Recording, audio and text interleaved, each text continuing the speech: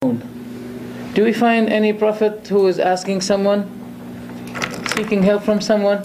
And this chapter is called Al-Anbiya, the prophets. And it gives you how those, it gives you glimpses about how those prophets were asking Allah alone. Ayub, when he had problem, he raised his hands to Allah. Yunus, when he had problem, he raised his hands to Allah. He turned to Allah. Everyone. So where did people bring this? That if you have problem, you call the dead people. This is very important. Then, eventually, Allah said in the Quran, that is your nation.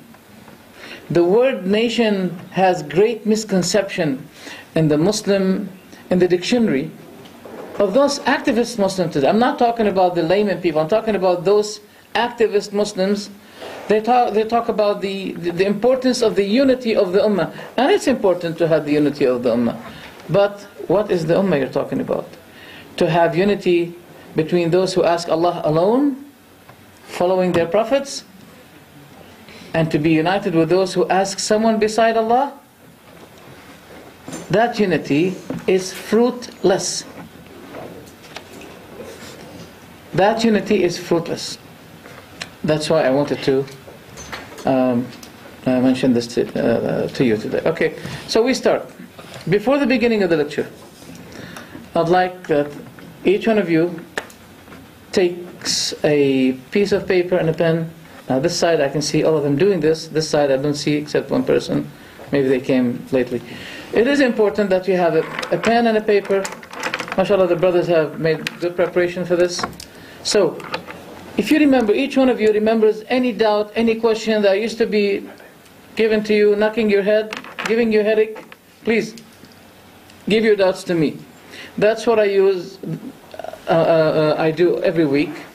Now, you can see me on Pal Talk, in a room called Ansar Muhammad, every Thursday at 9 o'clock p.m., inviting all the Shia sheikhs, the biggest one. Come to me, give me any doubt you have. Show me. Bring me anything you have. Alhamdulillah, I have no fear of giving refutation for any doubt that they used to be giving. I'm expert with this. Without any pride. Alhamdulillah, this is the grace of Allah. An important presentation before we enter the topic. The West had set a trap against the Islamic awakeness, which was taking its way just like waves, by reviving the false and the deviant cults in Islam in order to slow, if not possible, if not stop, the Islamic awakeness, which I think it's taking its march towards the West. So they have to stop it. Rand Foundation, I think you've heard of Rand Foundation, they said those spots in the Middle East and elsewhere which are hard to be controlled by us, which they may shackle us from taking advantage of their resources, it's good to create among them something which is called ideological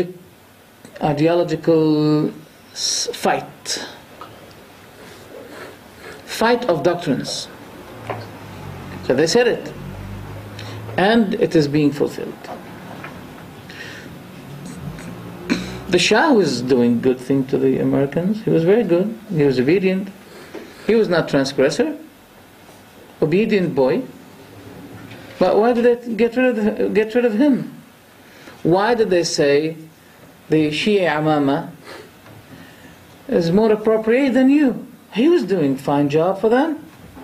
Yeah, but he can't stop the Islamic awakeness. He can't do that. While this madhab has a great deal of history, was very destructive to the Muslim Ummah.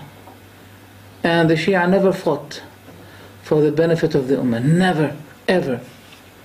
They did not fight for the benefit of the Ummah. The The opposite is the truth.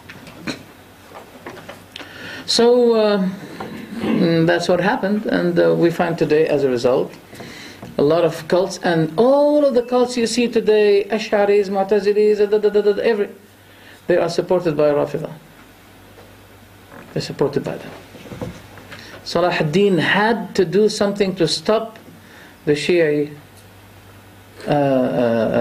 confusing activity against the Ummah, because he realized when the cross becomes intensive, strong, Shiism becomes strong as well.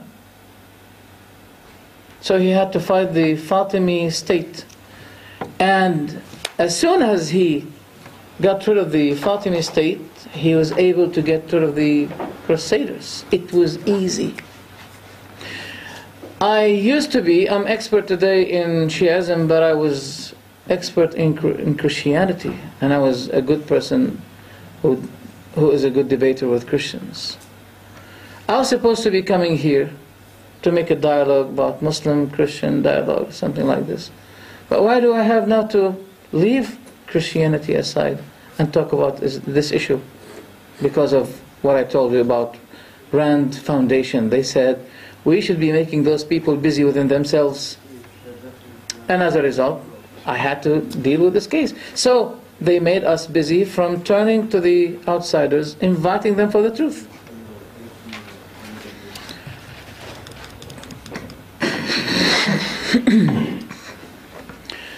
Some of you heard of a man called Yasir al-Habib. Well, Habib means beloved one. Habib means beloved one.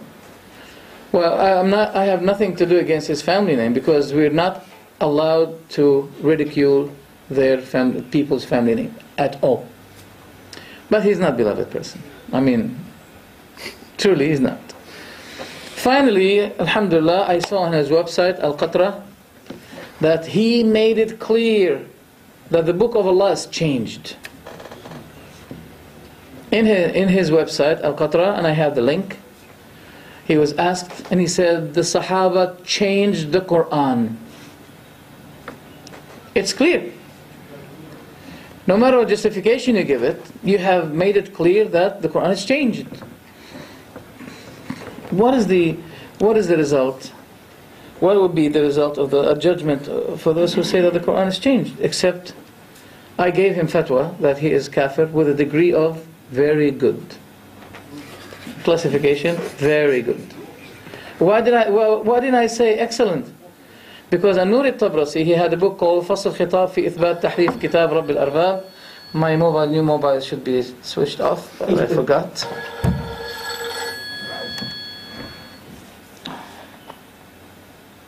Okay.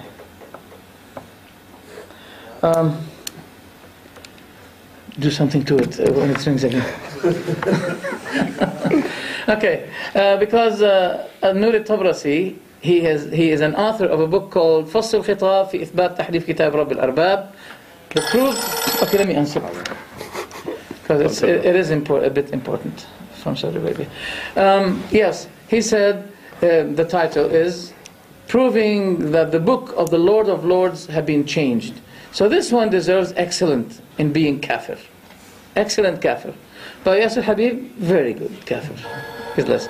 I'm sorry, it's very important. السلام عليكم. أنا عندي محاضرة أرجو اتصال بي. Okay, let me now switch. It's time just to switch it off. Don't buy this telephone. Don't buy this telephone. Okay, so he made it clear that the book of Allah is changed. The companions changed the Quran. Did they?